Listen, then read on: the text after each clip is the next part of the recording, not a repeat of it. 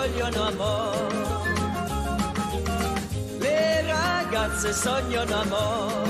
Il y a un instant avec Isabelle Chalençon, des 25 ans de Christian Louboutin. Là, il s'agit de 50 ans, figurez-vous. Vous allez revoir une voiture que vous avez peut-être découvert pour certains d'entre vous il y a une cinquantaine d'années.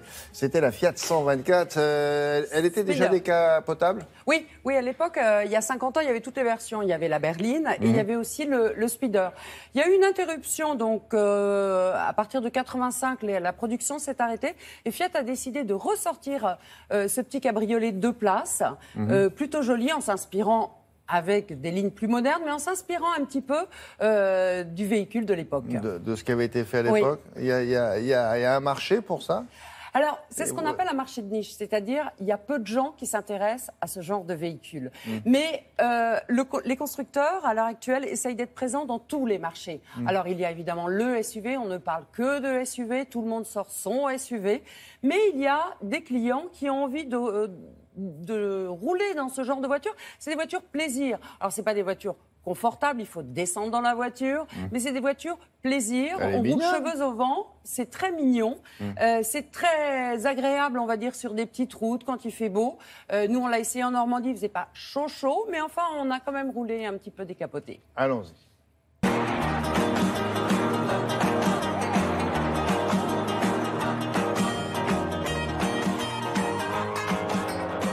Il y a 50 ans, l'idée était venue de faire le 124 Speeder parce qu'on surfait sur les années de Dolce Vita. Déjà à l'époque, Fiat avait comme vocation d'avoir des produits populaires au sens noble du terme et puis des produits beaucoup plus émotionnels. Et donc on avait dans la gamme Fiat une berline 124 et en même temps son alter ego en version cabriolet, le Spider 124. À l'époque, c'était Pininfarina qui avait dessiné la voiture, qui a même été plus loin que ça, parce que par la suite, il l'a même commercialisée sous son propre nom, sa propre marque.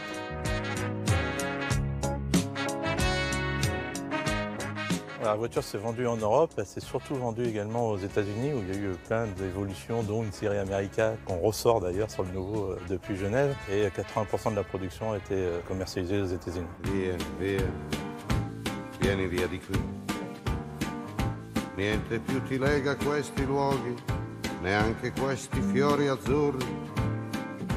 Via, via, neanche questo tempo. On a voulu refaire vivre la bella Fiat, comme on l'appelait à l'époque. On a une gamme Fiat aujourd'hui qui s'étend de plus en plus, qui se veut également couvrir tous les secteurs du marché et en particulier également les niches. Et dans les niches, il y a le marché du roadster qui est pour nous quelque chose d'intéressant à travailler parce que ça fait également partie de l'histoire de Fiat depuis toujours.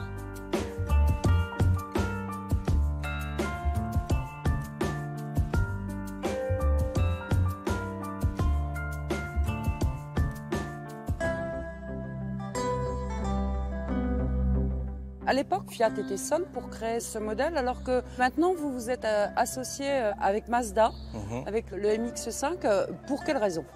La principale raison, c'est de profiter d'une plateforme qui est totalement dédiée à cette voiture-là, parce qu'aujourd'hui, sur le marché des roadsters, toutes les voitures sont dérivées ou déclinées de plateformes qui donnent naissance avant tout à des berlines et qui après sont transformées pour être des spiders ou des cabriolets.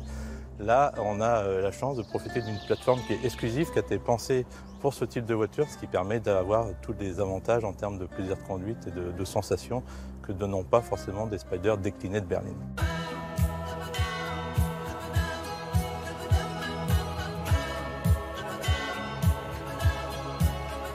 C'est très sympa.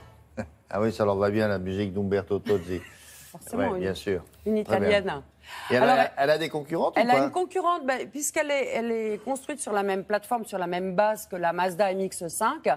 Elle a forcément cette voiture en face, on va dire. Il y a beaucoup de ressemblances, mais pas au niveau du comportement routier. Elles sont un peu différentes, donc avant de faire son choix, si jamais vous êtes intéressé par ce genre de voiture, il faut essayer les deux. D'accord. Mais Mazda et Fiat, c'est pas le même groupe? Non, c'est pas le même groupe, mais quelquefois, ils font des associations. Les constructeurs font des associations quelquefois pour ce qu'on appelle une plateforme, c'est une base. Quand c'est un grand groupe, comme Volkswagen par exemple, ils ont une base, donc une plateforme qui va servir à 42 modèles dans le groupe. Mais après, pour des petits modèles comme ça, c'est vrai que c'est plus rentable, ça coûte très cher. Ils peuvent faire aussi des associations pour des moteurs. On avait vu quelquefois des partenariats PSA et Mini pour la Mini. Il y en a un qui donne le diesel, l'autre qui donne l'essence. Ça permet de réduire les coûts. C'est intéressant de faire des partenariats ponctuels. Et chacun garde sa marque quand il la vend. Et chacun garde sa marque et chacun personnalise son modèle. C'est le cas aussi sur C1, C8, Citroën C1, Peugeot 108 et la Toyota Aygo. La base est la même, mais chacun personnalise et équipe sa voiture différemment. Par exemple, ces deux voitures sont toutes les deux fabriquées au Japon, mais elles ont une identité différente. Merci beaucoup.